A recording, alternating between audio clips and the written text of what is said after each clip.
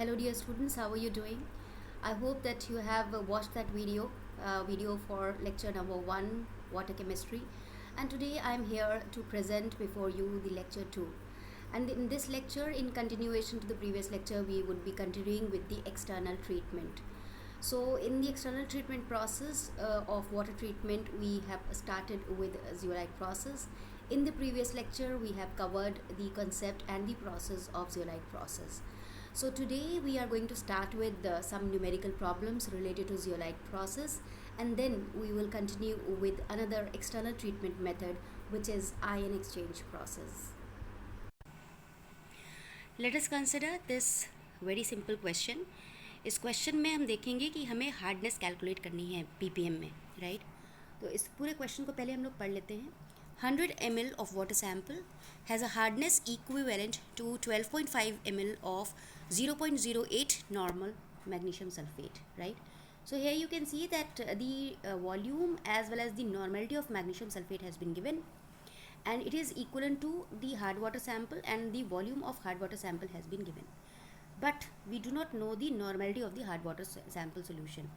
So what we can do here, keeping in mind the data given, जो data दिया हुआ उसके accordingly हम normality equation का use करेंगे. So normality equation आपको याद होगी N1V1 is equal to N2 V2, right?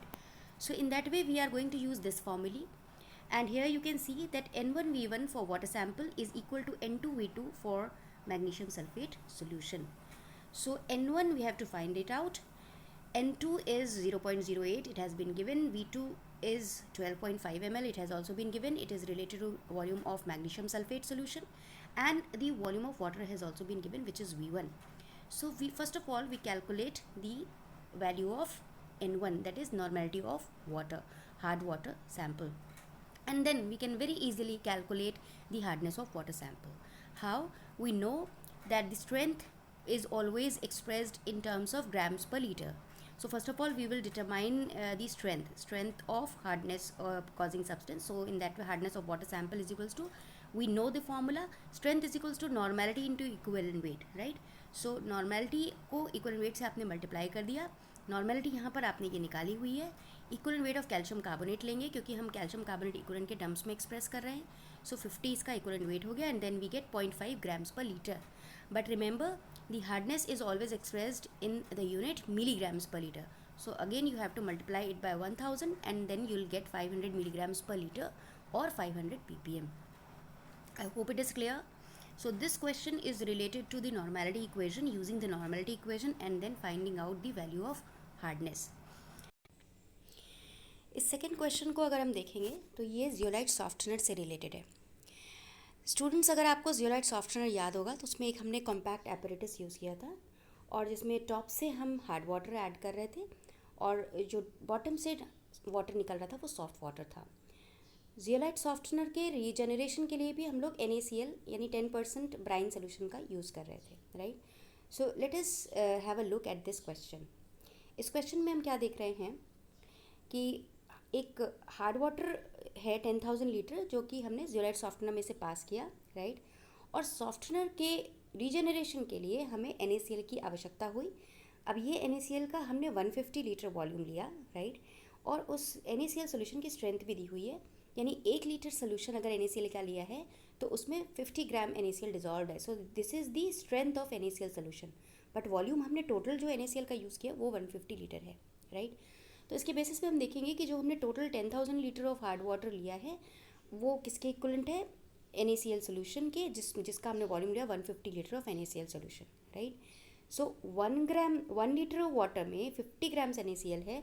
So 150 litre में कितने होगा? तो हमने यहाँ पर देखा 150 इंटू 50 कर दिया, तो ये आ गया 7500 grams of NaCl solution. I am repeating, in 1 litre of solution NaCl is 50 gram. So 150 litre of NaCl solution, NaCl would be 7500 grams of NaCl. So in that way we have calculated the quantity of NaCl in 150 liter solution of NaCl, right? अब इस जो quantity आई है इसको हमको calcium carbonate equivalent में convert कर लेना है. सो कैल्शियम कार्बोनेट इक्विवेलेंट में कन्वर्ट करने के लिए अगेन इसके molecular mass upon molecular mass of the calcium carbonate upon molecular mass of NaCl ये हमने ले लिया, और इसके बेसिस पे इसको कैल्शियम कार्बोनेट इक्विवेलेंट में कन्वर्ट कर दिया.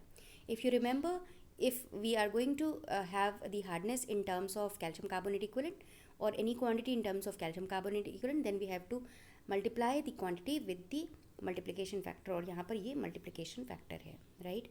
So 1 liter of hard water अगर हम निकालेंगे, क्योंकि ये जो क्वांटिटी आ रही है, again I am going to tell you that this quantity is in this 10,000 litre of water. So 10,000 litre hard water में जो हार्डनेस है वो कितनी आ रही है, 6410.26 grams of calcium carbonate equivalent. Therefore in 1 litre of hard water, क्योंकि जब हम हार्डनेस निकालते हैं तो पीपीएम में निकालते हैं ना, यानी मिलीग्राम्स पर लीटर, यानी 1 लीटर में कितने मिलीग्राम डिजॉल्व्ड है. तो हम यहाँ पर सबसे पहले 1 लीटर में निकाल लेंगे. तो 1 लीटर में निकालने के लिए जो भी हमने क्वांटिटी कैल्शियम कार्बोनेट इक्विवेलेंट निकाला है उसको 10,000 से डिवाइड कर दिया. So in that way we get 0.6410 grams of calcium carbonate equivalent. अभी भी हमें क्या चेंज करना है, क्योंकि हार्डनेस के लिए यूनिट होती है मिलीग्राम्स पर लीटर, तो इसको हमने 1000 से मल्टीप्लाई करके मिलीग्राम्स पे निकाल लिया. So hence hardness of water is equals to 641 milligrams per litre, right. So this is the question in which you have to determine the hardness of water. इसमें आपने क्या निकाला है, हार्डनेस ऑफ वाटर, तब जबकि जो टोटल वॉल्यूम है वो दिया हुआ है. यहाँ पर वॉल्यूम दिया हुआ है. वॉल्यूम कितना दिया हुआ है, 10,000 litre of hard water, right. So let us move to the next question. Now this question is similar question. It is also related to zeolite softener, but let us have a look and what is the difference. Let us have a look. So here you can see that hardness has been given, 500 ppm hardness of hard water has been given, right. लेकिन यहाँ पर पूछा गया कि how many liters of sample of water of hardness 500 ppm can be softened by the softener. यानी ऊपर की से जो जियोलाइट सॉफ्टनर में हम ऊपर से हार्ड वाटर डाल रहे हैं, इसके पहले वाले क्वेश्चन में 10,000 लीटर वॉल्यूम दिया हुआ था, जबकि यहाँ पर कितना वॉल्यूम यूज़ कर रहे हैं, कितने वॉल्यूम वाटर की सॉफ्टनिंग हो सकती है, वो यहाँ पर पूछा गया है, right. So let us consider the question and the solution first. So अब आप देखेंगे कि जो NaCl यूज़ किया है उसकी स्ट्रेंथ पहले देखिए क्या है. NaCl की स्ट्रेंथ है 100 ग्राम्स पर litre. So we have to start from here. In 1 litre of solution NaCl is equals to 100 gram, ये दिया हुआ है.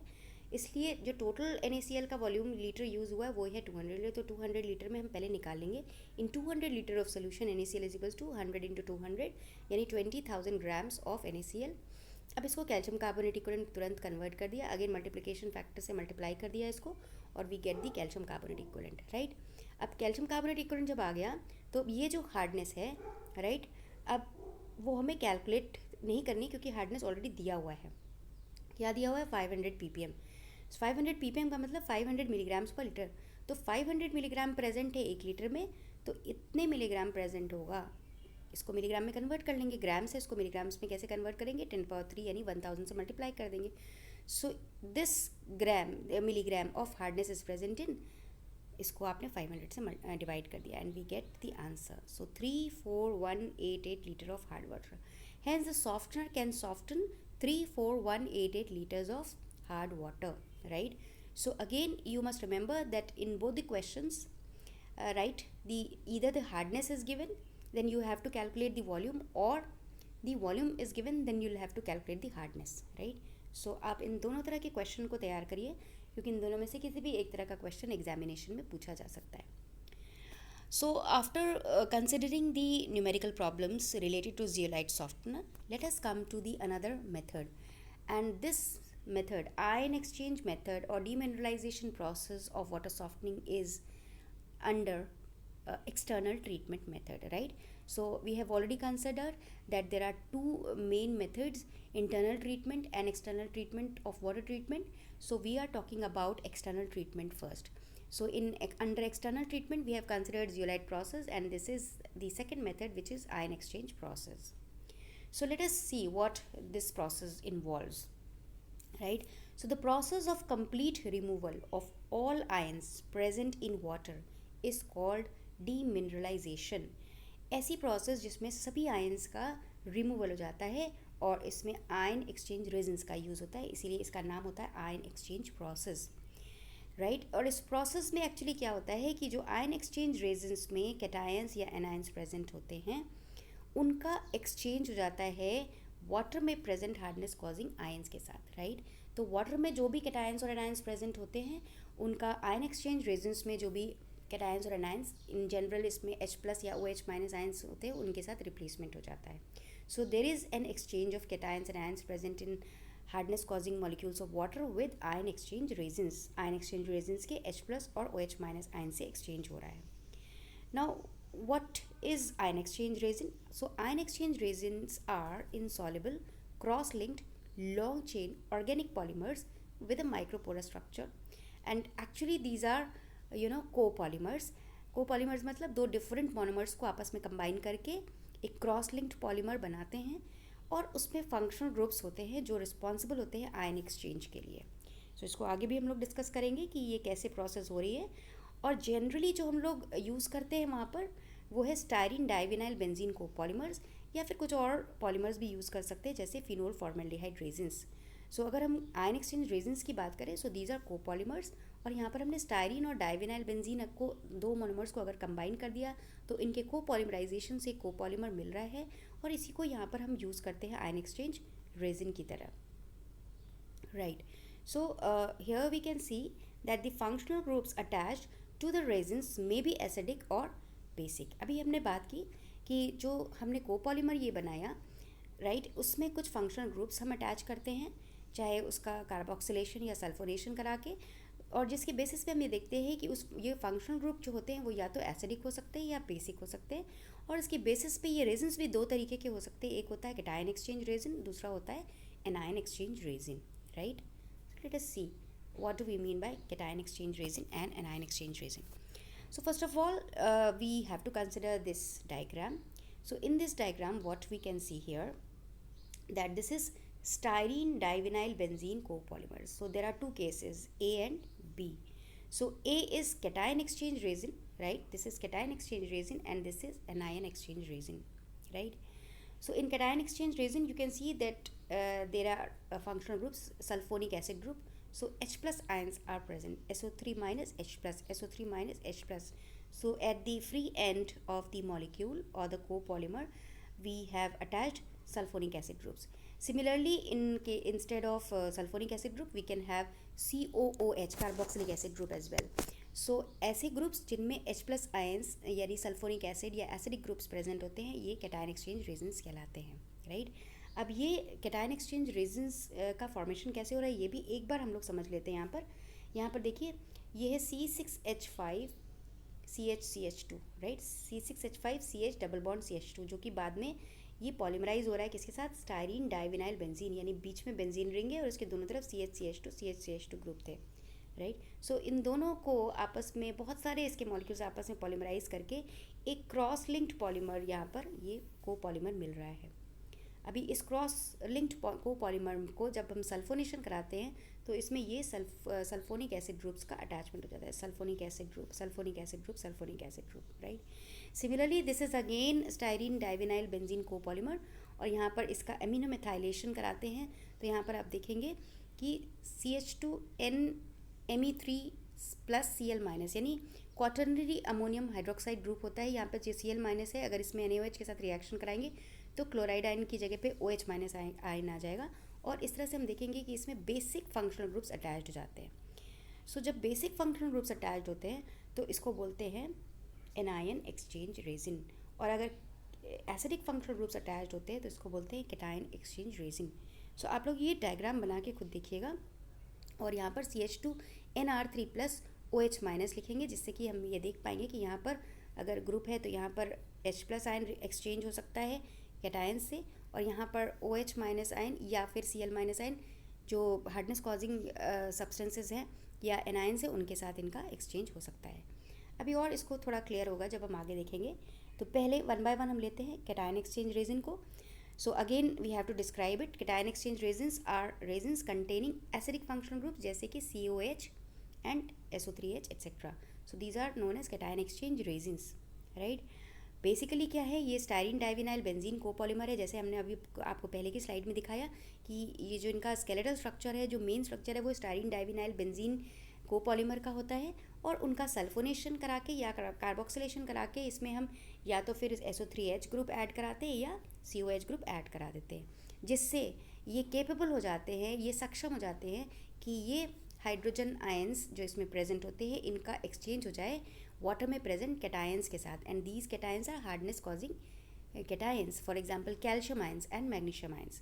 तो ये एक्सचेंजिंग कैपेसिटी होती है आयन एक्सचेंज रेजिन्स में, और इसीलिए कैटायन एक्सचेंज रेजिन्स को RH प्लस से रिप्रेजेंट करते हैं। So R is resin and H plus is the replaceable cation, right. So let us come to the anion exchange resin. Again हम पिछले diagram को ही अगर हम रेफ़र करेंगे, ये वाला डायग्राम है, तो इस डायग्राम में हमने देखा कि इसमें स्टाइरिन डाइविनाइल बेंजीन कोपॉलीमर और साथ में कोई बेसिक फंक्शनल ग्रुप अटैच कराया हुआ है। सो अगेन हम आते हैं यहाँ पर, resins containing basic functional groups like amine, substituted amine और quaternary ammonium hydroxide groups as their hydroxides are termed as anion exchange resins. So hydroxides के फॉर्म में लाने के लिए NaOH के साथ इनका रिएक्शन कराते हैं। जैसे आपने उनका सल्फोनेशन कराया था, कार्बोक्सिलेशन कराया था, जिससे कि उसमें H प्लस आयंस अटैच हो जाए, उसी तरह इसमें NaOH के साथ रिएक्शन कराएंगे जिससे कि उसमें OH माइनस आयन अटैच हो जाता है। So OH minus ion are present and that is why its general formula is ROH minus, right. और उसका एसिडिक जो फंक्शनल ग्रुप जब अटैच था, तो जो कैटायन एक्सचेंज रेजिन था उसका फॉर्मूला क्या था, RH प्लस, राइट। सो यहाँ पर हम चूँकि बात कर रहे हैं एनायन एक्सचेंज रेजिन के लिए, तो यहाँ पर इसका जनरल फॉर्मूला है ROH minus, right. So again we are going to describe it that these are styrene divinyl benzene copolymer and which contain basic functional groups, and these basic functional groups make them capable enough to exchange their OH minus ions with the anions present in hard water, and therefore these are also known as anion exchanger, right। so cation exchanger और anion exchanger ये दोनों I hope सभी को clear होगा। अब देखिए पूरी process क्या होती है। जब आपने कैटायन और एनायन एक्सचेंज रेजिन को डिफ़ाइन कर दिया, तो हमें एक प्रोसेस को डिफ़ाइन करना होगा। तो जो भी आयन एक्सचेंज की प्रोसेस होती है उसमें कंप्लीट यूनिट होती है, ये पूरी एक कंप्लीट यूनिट है, राइट। अब इस पूरी कंप्लीट यूनिट में हम क्या देख रहे हैं कि एक यहाँ पर एक टैंक ये है और दूसरा टैंक ये है। सो यहाँ पर हमने क्या लिखा, the ion exchange unit consist of 2 tanks, right। So in the first tank we take cation exchange resin, and in the second tank we take anion exchange resin, right। So here we have mentioned that cation exchange resins and anion exchange resins are placed in the first and second tank respectively। So हम ऐसा नहीं कर सकते कि पहले हम anion exchange resin को first tank में ले लें और cation exchange resin को सेकेंड टैंक में ले लें, राइट। क्योंकि सबसे पहले कैटायंस का ही रिमूवल होता है। हार्ड वाटर को जब हम इसमें से पास कराते हैं तो पहले कैटायंस का रिमूवल होता है, right. So let us consider this entire unit first. इस पूरी यूनिट को अगर हम देखेंगे, आप लोग देख पा रहे हैं, तो ये है पहला टैंक, ये दूसरा टैंक। पहले टैंक में हमने लिया हुआ है कैटायन एक्सचेंजर और दूसरे के टैंक में हमने लिया एनायन एक्सचेंजर। हार्ड वाटर को टॉप से हमने पास कराया और यहाँ से नीचे से जब ये सॉफ्ट वाटर निकलेगा तो इसको हम यहाँ से लेकर आ रहे हैं और इसको दूसरे टैंक में पास करा रहे हैं जिसमें है एनायन एक्सचेंजर, और लास्ट में जो यहाँ से हमें मिल रहा है वो है सॉफ्ट वाटर। यहाँ से हमें सॉफ्ट वाटर मिल रहा है।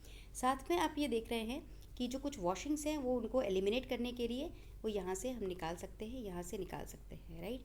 जो भी वॉशिंग्स है, अगर आपने रीजनरेट करने के लिए यहाँ पर NaCl का यूज़ किया या जो भी एसिड का यूज़ कर रहे हैं, NaOH का यूज़ कर रहे हैं, तो वो भी हम आगे डिस्कस करेंगे। तो उसकी जो वॉशिंग्स होती है उनको एलिमिनेट करने के लिए यहाँ से हम एलिमिनेट कर सकते हैं। फिर यहाँ पर आपने देखा कि ये एक इंजेक्टर है, राइट। एक टैंक है और ये इंजेक्टर है। इस इंजेक्टर से यहाँ पर हम शावर कर रहे हैं रीजनरेटर मतलब कुछ समय के बाद जब ये कैटायन एक्सचेंजर और एनायन एक्सचेंजर की कैपेसिटी ख़त्म हो जाती है, एग्जॉस्ट हो जाता है, जैसा कि जियोलाइट प्रोसेस में हमने डिस्कस किया था, उसी तरह इनको भी रीजनरेशन की भी ज़रूरत होती है। सो इसको हम लोग आगे डिस्कस करेंगे। So what I have mention here is the complete unit diagram and the process. So इस प्रोसेस में आपको 2 बातें ध्यान रखनी है कि हम 2 टैंक यहाँ पर यूज़ कर रहे हैं और हार्ड वाटर को हम फर्स्ट टैंक में पास कराते हैं और फर्स्ट टैंक से निकले वाटर को हम यहाँ पर सेकेंड टैंक में पास कराते हैं। पहले टैंक में हमेशा कैटायन एक्सचेंजर लेंगे, दूसरे टैंक में हमेशा एनायन एक्सचेंजर लेंगे, राइट। सो क्या रिएक्शंस हो रही हैं ये देख लेते हैं। आप यहाँ पर देखेंगे कि जब हम हार्ड वाटर को फर्स्ट टैंक में पास कराते हैं तो क्या होता है। सो हार्ड वाटर को फर्स्ट टैंक में से आपने पास कराया तो फर्स्ट टैंक में था कैटायन एक्सचेंज रेजिन, जिसको आपने रिप्रेजेंट कैसे किया था RH प्लस से। सो देखिए रिएक्शन क्या रही है, RH plus plus calcium sulphate suppose hardness causing salt water में प्रेजेंट है, राइट। जो हार्ड वाटर आप पास करा रहे हैं उसमें प्रेजेंट है, तो ये रेजिन के साथ रिएक्ट करेगा और बनाएगा R2Ca+2 प्लस H2SO4, यानी एसिड बन गया। लेकिन ये जो इसका रिप्लेसमेंट हो गया, H प्लस का रिप्लेसमेंट कैल्शियम आयन के साथ हो गया, यानी जो आपका आयन एक्सचेंज रेजिन है, कैटायन एक्सचेंजर है, उसमें कैल्शियम आयन्स आ गए, राइट। इसी तरह देखिए ये दूसरी रिएक्शन, अगर मैग्नीशियम सल्फेट प्रेजेंट है तो R2Mg+2 हो गया और ये H2SO4 निकल गया। इसी तरह कैल्शियम क्लोराइड है तो R2Ca+2, यानी इस तरह से ये कैल्शियम एम्बेड हो जाते हैं आयन एक्सचेंज रेजिन में, कैटायन एक्सचेंजर में, और साथ में एलिमिनेशन हो रहा है HCl और H2SO4 का। इस तरह से जो HCl और H2SO4 बन रहा है, जो इक्वल अमाउंट में बन रहा है, जितना एनायंस प्रेजेंट हैं, कैटायंस और एनायंस प्रेजेंट होते हैं, उतना ही हार्ड वाटर में जितना प्रेजेंट होता है, उसी के अकॉर्डिंगली इनका फॉर्मेशन हो रहा है। और ये जो हमें मिल रहा है कैल्शियम और मैग्नीशियम आयंस, ये आपके जो आयन एक्सचेंज रेजिन है उसमें एम्बेड हो जाते हैं। तो जो वाटर इसमें से निकल रहा है, इस पर्टिकुलर यूनिट, कौन सी यूनिट, यानी फर्स्ट यूनिट जो आपने ली थी, उसमें जब आपने डाला था तो यहाँ से जो वाटर निकल रहा है that is free of calcium and magnesium ions. क्यों? क्योंकि कैल्शियम और मैग्नीशियम आयंस अब यहाँ पर रह गया, तो यहाँ से जो वाटर निकल रहा है उसमें कैल्शियम आयन नहीं है, मैग्नीशियम आयन नहीं है, राइट। सो यहाँ से जो वाटर निकला that is completely free of calcium and magnesium ions. अब इसको हमें दूसरे टैंक में पास कराना है। So when we consider the second tank, second column, तो उसमें आपने क्या देखा था कि एनायन एक्सचेंजर आपने लिया हुआ था। एनायन एक्सचेंजर में क्या होगा कि अब एनायन एक्सचेंजर का जो जनरल फार्मूला आपने लिया था ROH-, तो सपोज़ वाटर जो आपने पास कराया उसमें क्लोराइड आयन प्रेजेंट है, तो क्लोराइड आयन का रिप्लेसमेंट या एक्सचेंज किसके साथ हो जाएगा? OH आयन के साथ हो जाएगा। सो RCl- OH-, यानी वाटर में जो क्लोराइड आयन है वो अब किस में रह गया? एनायन एक्सचेंजर में रह गया। इसी तरह ROH- और सल्फेट आयन के साथ रिएक्शन होगी, तो सल्फेट आयन का OH आयन के साथ रिप्लेसमेंट हो जाएगा, OH आयन बाहर आएगा और सल्फेट आयन रह जाएगा एनायन एक्सचेंजर में। So here you can see that the water coming out of the anion exchanger is completely free from cations and anions responsible for hardness। यानी पहले टैंक में जब आपने लिया था वाटर, तो यहाँ से जो वाटर निकला उसमें कैल्शियम और मैग्नीशियम आयन का रिमूवल हो चुका था। फिर आपने इसको दूसरे टैंक में पास कराया, यहाँ से जो वाटर निकलेगा इसमें एनायन का भी रिमूवल हो जाएगा। So it is completely free of cation as well as anions, right. और क्या हो रहा है अल्टीमेटली, आप देखिए रिएक्शन क्या हो रही है। जो आपका कैटायन एक्सचेंजर है उससे निकल रहा था H+ आयन, और जो एनायन एक्सचेंजर उससे निकल रहा था OH आयन, और ये दोनों आपस में मिलकर अनआयनाइज्ड मॉलिक्यूल ऑफ वाटर बना रहे हैं, and that is why the water that we ultimately get is known as deionised water और डीमिनरलाइज्ड वाटर, राइट। सो ये जो प्रोसेस है, कंप्लीट प्रोसेस है, ये बहुत सिंपल है, जिसमें हम लोगों ने स्टार्ट किया था आयन एक्सचेंज रेजन से। हमें आयन एक्सचेंज रेजन्स को डिस्क्राइब करना होगा, और उसके बाद कंप्लीट प्रोसेस में हमने देखा था कि किस तरह से हम दो टैंक्स का यूज़ कर रहे हैं। Now another important question that may be asked is, suppose after some times, after continuously using the cation and anion exchange resin and passing hard water through it and getting the soft water out of that, when after some time the cation exchanger and the anion exchanger get exhausted, अगर उनकी ion exchange की capacity ख़त्म हो जाती है, क्योंकि उसमें calcium और मैग्नीशियम आयंस या जो क्लोराइड और सल्फेट आयंस है वो उसमें एम्बेड हो जाते हैं, तो वास्तव में उनकी आयन एक्सचेंजिंग कैपेसिटी ख़त्म हो जाती है। तो हमें क्या करना होगा? इसको रीजेनरेट करना होगा। रीजेनरेशन के लिए क्या करना होगा? यहाँ पर हमने मेंशन किया हुआ है, after some time the cation and the anion exchangers get exhausted and stop working, so the cation exchanger is regenerated by passing a solution of dilute HCl और H2SO4 through it। यानी cation exchanger को regenerate करने के लिए हमें क्या use करना पड़ेगा? एसिड का यूज़ करना पड़ेगा। तो रिएक्शन आप देख लीजिए, अभी ये क्या बन गया था? R2Ca+2 एंड R2Mg+2, यानी जो आपका रेजिन था उसमें से H+ निकल के कैल्शियम और मैग्नीशियम आयंस उसमें एम्बेड हो गए थे। सल्फ्यूरिक एसिड आप डालेंगे तो देखिए रिएक्शन क्या हो रहा है, ये वापस RH+ में कन्वर्ट हो गया और कैल्शियम सल्फेट मैग्नीशियम सल्फेट निकल गए, राइट। अब आप सोचेंगे कि ये कैल्शियम सल्फेट और मैग्नीशियम सल्फेट फिर बन गया, तो ये बिल्कुल बन गया है, बट इसको हम लोग रिंस करके सॉफ्ट वाटर से, ऊपर से हम सॉफ्ट वाटर डालेंगे, उसको धो देंगे यानी रिंस करेंगे, और उसको नीचे सिंक से रिमूव कर देंगे। तो वो जो वाटर कैल्शियम सल्फेट और मैग्नीशियम सल्फेट है वो हमें रखना नहीं है, उनको वॉश आउट करके हमें फेंक देना है। इसी तरह H2SO4 की जगह हम एसिड भी ले सकते, HCl भी ले सकते हैं। HCl को रीजनरेशन के लिए यूज़ करेंगे, तो रिएक्शन यहाँ पर लिखी हुई है, यहाँ पर कैल्शियम क्लोराइड और मैग्नीशियम क्लोराइड बनेगा और साथ में इसका रीजनरेशन हो गया। कैल्शियम क्लोराइड और मैग्नीशियम क्लोराइड जो बन रहा है वो भी उसको हम रिंस करके सिंक के थ्रू फेंक देंगे। So HCl is ideally suited for regeneration. Why? Because MgCl2 and CaCl2 are more soluble. तो H2SO4 भी यूज़ कर सकते हैं और HCl भी यूज़ कर सकते हैं। अगर आपसे पूछा जाए कि इन दोनों में से कौन सा बेटर है, तो हम बोलेंगे HCl बेटर है, क्योंकि HCl के यूज़ करने के बाद जो MgCl2 मैग्नीशियम क्लोराइड और कैल्शियम क्लोराइड बनता है, that is more soluble as compare to calcium sulphate and magnesium sulphate, और सॉल्युबल होने की वजह से उसको ईजिली आप डिजॉल्व करके बाहर फेंक सकते हैं. So this is all about regeneration of cation and anion exchange resins, right? Now this was regeneration of cation exchanger, sorry, and this is the regeneration of anion exchanger. So anion exchanger का regeneration करने के लिए हम इसमें क्या करेंगे, simply NaOH solution पास कराएंगे. So let us see the reaction. ये जो आपका anion exchanger था वो किस में कन्वर्ट हो गया था, इसमें एम्बेड हो गए थे सल्फेट आयन और क्लोराइड आयन, जो कि हार्डनेस कॉजिंग सॉल्ट्स एनायंस थे present in the water.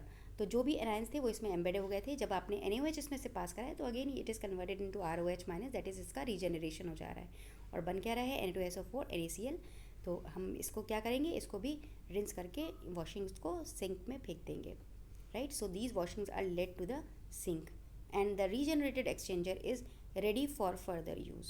So ion exchangers do not remove carbon dioxide which is removed in degasifier in the ionization process. यहाँ पर लास्ट जो सेंटेंस हमने लिखा है वो सिर्फ कंप्लीट करने के लिए कि जो आयन एक्सचेंज प्रोसेस में आयन एक्सचेंजर्स का हम यूज़ कर रहे हैं कैटायन और एनायन एक्सचेंजर्स का, वो कार्बन डाइऑक्साइड रिमूव नहीं करते, जिसके लिए हम लोग एक डीगैसिफायर अटैच कर देते हैं और डीगैसिफायर के थ्रू कार्बन डाइऑक्साइड का रिमूवल हो जाता है, right. So this is all about the whole process. And lastly, we must consider the advantages and disadvantages of ion exchange resins. So now we can see here that the first point is that this process can be used to soften highly acidic and highly alkaline water. If you remember, zeolite process is not very suitable for highly acidic water, and that is why it is better than zeolite process, because in this highly acidic and highly alkaline water can also be use. इसमें भी hardness जो हमें मिलती है वो बहुत लो hardness, यानी about 2 ppm hardness का वाटर हमें मिलता है. सो this is also very important method. इस मेथड में एनायंस के साथ साथ कैटायंस का पूरा कंप्लीट रिमूवल हो जाता है और इसलिए इसको डीमिनरलाइजेशन की प्रोसेस कहते हैं. इससे जो वाटर हमें डीआयनाइज्ड वाटर मिलता है that is as pure as distilled water, और इसलिए इस प्रोसेस से जो वाटर मिल रहा है उसमें कोरोजन एक्सेट्रा की प्रॉब्लम्स ऑलमोस्ट ख़त्म हो जाती हैं.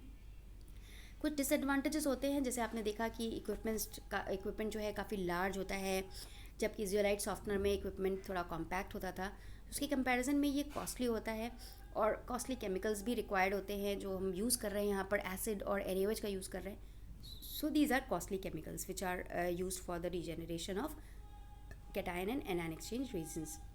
उसके अलावा इसका डिसएडवांटेज यहाँ पे भी है, जैसा कि हमने रीजनरेशन ऑफ जियोलाइट की बात की थी, या हार्डनेस हार्ड वाटर को जब हम जियोलाइट सॉफ्टनिंग से रिमूव कर रहे थे तो उसमें ध्यान रख रहे थे कि वाटर हाईली टर्बिड नहीं होना चाहिए. तो यहाँ पर भी टर्बिडिटी नहीं होनी चाहिए, क्योंकि ज़्यादा टर्बिडिटी होगी तो ये आयन एक्सचेंजर्स की एफिशिएंसी को या इसकी कैपेसिटी को रिड्यूस कर देता है, right. So this is how we can see that turbidity should not be there and this may be one of the limitations.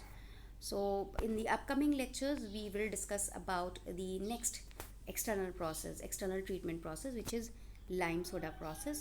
और lime soda process से related कुछ numerical problems को हम लोग next lecture में solve करेंगे, right.